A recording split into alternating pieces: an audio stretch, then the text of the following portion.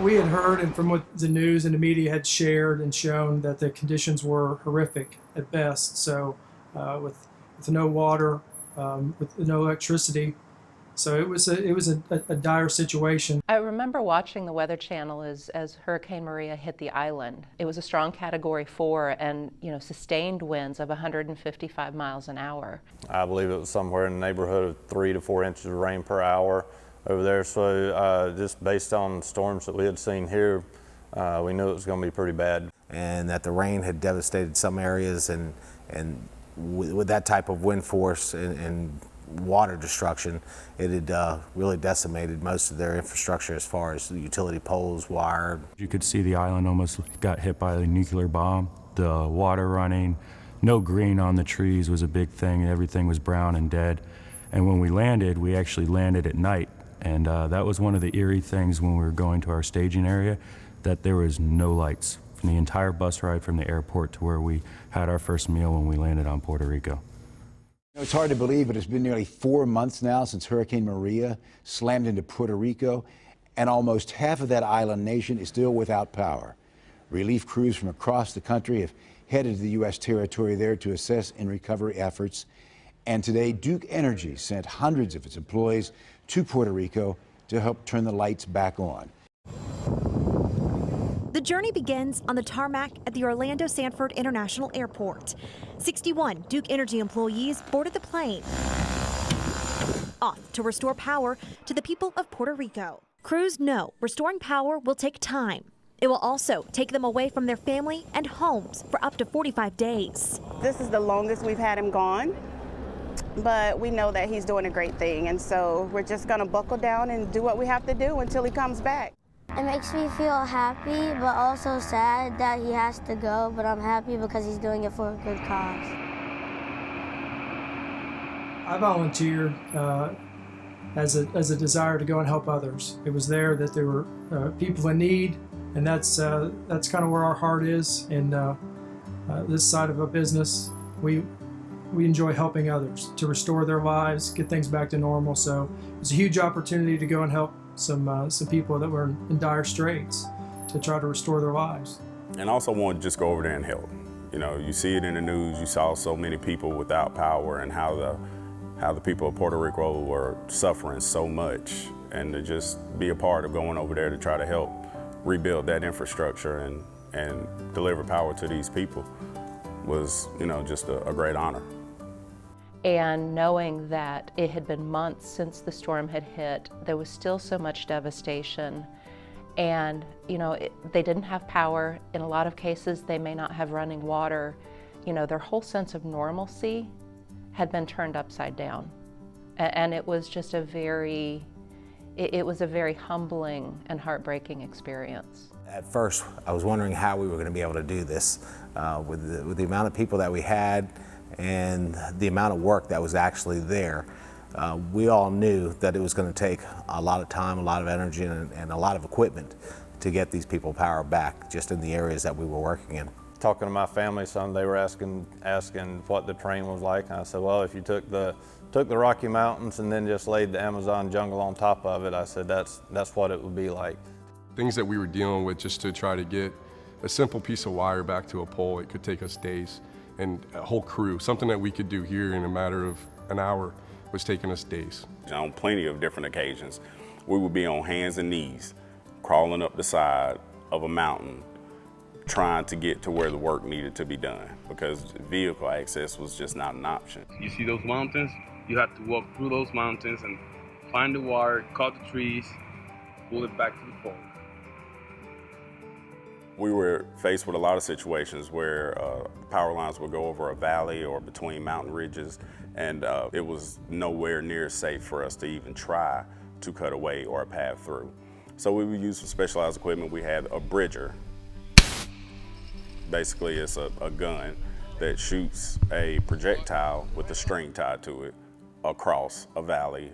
Not only did you have to think outside of the box, but you had to come up with new ways and also think about what you could do to reroute these lines or have a way of bringing those lines back into these neighborhoods so these people get power back. For me, seeing the people of Puerto Rico smiling again, especially when we were leaving the island, it was that they had hope to go on.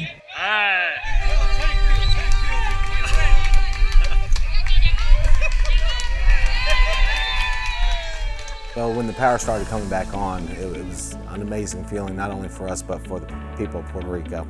They would come out of the houses cheering. It was phenomenal feeling. They had been without for so long. In the mountains of southern Puerto Rico, the workday pauses at noon. Lunch is prepared, and a prayer is said in a language most of these men can't understand. But a message of gratefulness doesn't have to be translated word for word. Gloria a Dios, Señor. And they treated us like gold when they had little. Feeding us and just happy to see somebody there working on it. So when the lights did come on, oh, they were ecstatic. And here we are in just a few days with a handful of trucks for what the task was, and we restored everything that we went to. We did not turn our backs on one mountain we went up. The satisfaction that they were providing every day to people of the people of Puerto Rico, I've heard so many times, we're going to get it done. It could have easily been, we're not doing this, this is too hard, the terrain's too tough, but not once did I hear any one of our Duke employees say, I'm giving up because it's too tough. Because they really felt satisfaction for what they were doing. You know, sometimes they only turned 10 people's lights on. When those 10 people's light came back on and they yelled and screamed, that just motivated the team more every day. The first time I was told thank you for helping them, I was probably speechless. I wasn't sure how to respond because I was thankful to be there rather than being thanked for what I was doing. And that was what was consistently felt by everyone that was there. We didn't want the thank yous. We were glad to be there to have the opportunity to be helping the people of Puerto Rico. So sometimes it's more than just getting the power back on. It's about restoring a way of life. And it's the simplest of things. So in a situation we had, it was more about getting their water back, being able to just have fresh water, wash their clothes, being able to wash their face. So to take some kind of resemblance of the simplest things in life, it's not all about just having their lights back on. And that's something that we've all kind of got accustomed to.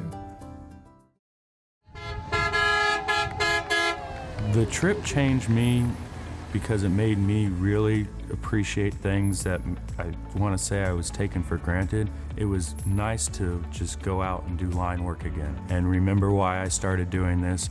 And for all of us to come together in such a tight-knit group to accomplish one goal, which was to restore Puerto Rico, that speaks volumes about brotherhood and the camaraderie and sort of the esprit de corps of the linemen all across the country and the world. And then on the other side, how much I missed my family. The plane can't land soon enough. I mean, when the trip was done, it can't land soon enough. And I've done the little extra things like stuff I've taken granted for doing with my kids, just picking them up from school more often than I used to, or conversations at night, making sure that I don't let my wife forget how appreciative I am that she held the house down for that long without me around. I appreciate the guys I work with, that the ones that I went with and watched my back while I was there, or the ones that were here, and if I had to pick up the phone because I needed help at the house, had no problem helping me out. So you appreciate a lot, and I feel like I've grown as a person in the sense that I got some IOUs to some people that helped me while I was gone too. What I learned most in Puerto Rico was how my brothers and I, meaning the people I work with, could come together for so long in tight spaces and really get along and really come together for one common goal. And it just showed me that these guys aren't just guys I work with, they're family.